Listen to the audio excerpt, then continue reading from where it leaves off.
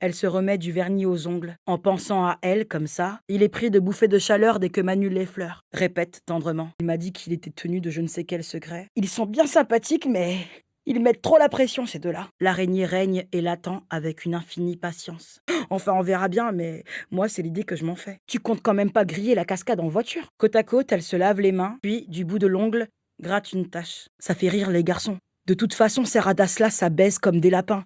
Essaie de l'enfiler par le cul, je parie que c'est aussi vaste que la voie légale. Manu lui trouve la gueule singulièrement épargnée pour se permettre du mépris. C'est pas la peine de prévoir des trucs. En regardant l'allée, elle sourit franchement pour la première fois et Manu remarque que ça lui va bien. Plus loin, l'occasion n'est pas assez exceptionnelle pour qu'elle se laisse aller. Y a moyen que tu me présentes? Je pense à la première maison qu'on croise. Chapitre 3. Nadine met son Walkman. Ma mère est partie juste après avoir eu Tarek. Disponible. Et ça lui vient maintenant. C'est carrément mal organisé, tu veux dire? Juste d'une main et très droite. Très ange de la vengeance. Qui se débrouille à le risque de te planter. Un groupe de rebeux discute sur un banc. Une bouteille de whisky dans la matinée et hop! Elle a trouvé sa bouteille de vernis. Bouge un peu du bassin quand elle éclate de rire. Au début, avant de toucher les boutons, il dévisage Nadine. Rose comme sa blouse. Son doigt sur la gâchette. Un père rose. Tu peux t'occuper de ça, s'il te plaît? Nous, on vient dans le coin pour se détendre un peu. On voit deux filles et on se dit qu'on pourrait peut-être se détendre ensemble. Les veines sont saillantes et énormes le long de son avant-bras. On peut parler de cadavre. Il arrose de pisse en bougeant son cul pour qu'il en prenne bien